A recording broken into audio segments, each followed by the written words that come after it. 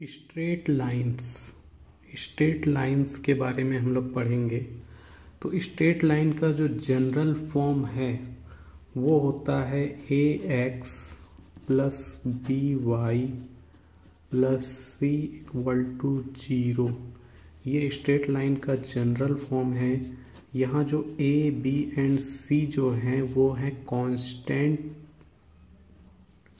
ए B C real number हो सकते हैं और एक्स वाई जो है वेरिएबल है। तो A B C real number हैं, लेकिन इसमें एक टर्म एंड कंडीशन ये है कि ए और बी दोनों एक साथ जीरो नहीं हो सकते। या तो ए जीरो हो सकता है तो बी जीरो नहीं, या बी जीरो हो सकता है तो ए जीरो नहीं। ये जनरल फॉर्म है स्ट्रेट लाइन का। सेकंड है स्लोप इंटरसेप्ट फॉर्म। तो स्लोप इंटरसेप्ट फॉर्म ये है, ये स्ट्रेट लाइन जा रही है, इसका स्लोप है एम और ये वाई एक्सिस में सी इंटरसेप्ट कट कर रही है। वाई एक्सिस में सी इंटरसेप्ट कट कर रही है, स्लोप है एम। तो इस लाइन का इक्वेशन होता है Y equal to M X plus C. Y equal to M X plus सी।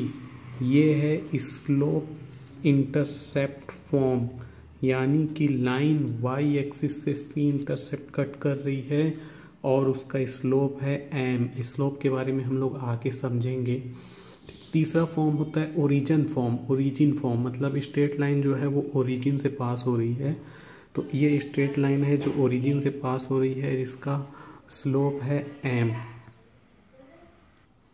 इस लाइन का इक्वेशन होता है y equal to M X. ये y equal to M X, ये उस लाइन का इक्वेशन है जो ओरिजिन से पास हो रही है, जिसका स्लोप है एम। यहाँ भी स्लोप है, स्लोप के बारे में हम लोग आगे देखेंगे।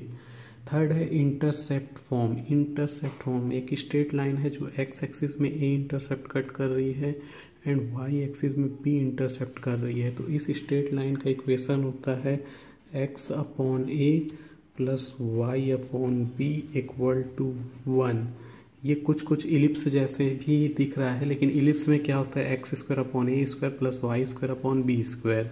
तो वो इलिप्स का फॉर्मूला था। यहाँ ये स्ट्रेट लाइन का इंटरसेप्ट फॉर्म है X upon A plus Y upon B equal to 1। यहाँ जो ए है वो एक्स एक्सिस में कट इंटरसेप्ट है, बी जो है वो वाई एक्सिस में कट इंटरसेप्ट है। नेक्स्ट फॉर्म है point slope form. Straight line का पॉइंट स्लोप फॉर्म, इसमें स्लोप दिया रहेगा। स्ट्रेट लाइन का स्लोप है एम और स्ट्रेट लाइन पास हो रही है x1 y1 से।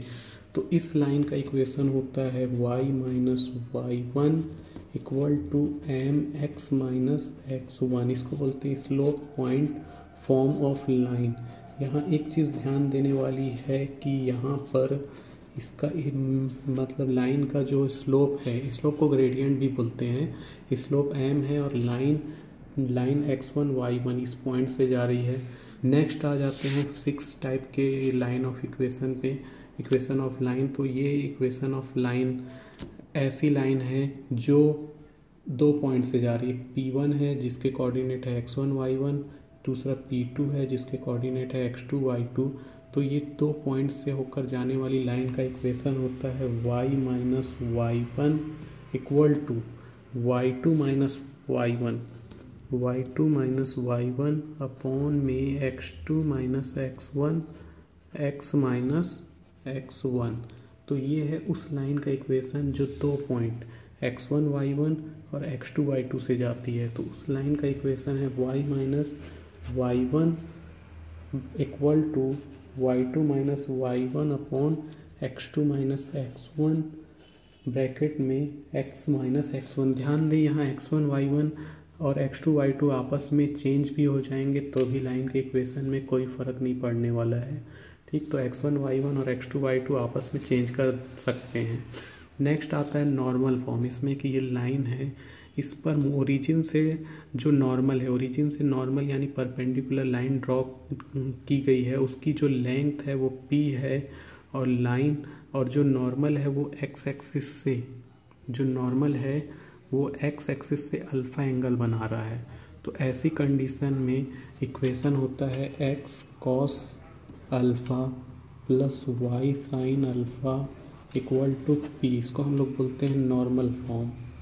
Normal form x cos alpha plus y sine alpha equal to p. ठीक, अल्फ़ा क्या है, नॉर्मल एक्स एक्सिस के पॉजिटिव डायरेक्शन से अल्फ़ा एंगल बना रही है, एक्स एक्सिस के पॉजिटिव डायरेक्शन में, और पी जो है वो उस नॉर्मल की लेंथ है।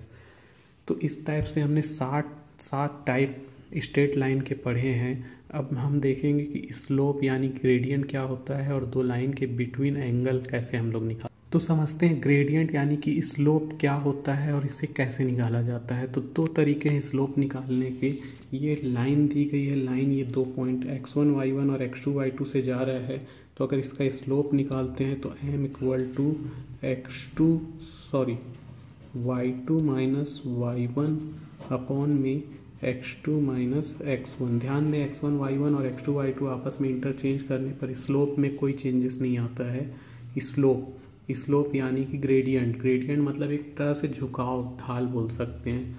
या अगर कोई लाइन एक्स एक्सिस के पॉजिटिव डायरेक्शन पे थीटा एंगल बनाती तो वैसी कंडीशन में जो ग्रेडियंट है m इक्वल टू होता है tan थीटा। ठीक, ये उस कंडीशन में है जब लाइन एक्स एक्सिस के पॉजिटिव डायरेक्शन से थीटा एंगल बना रही है तो gradient m equal to tan theta. और अगर लाइन कोई गिवन 2 पॉइंट दिए हुए हैं और उससे पास हो रही तो वैसी कंडीशन में ग्रेडियंट निकालना है तो इस तरह से निकाल सकते हैं।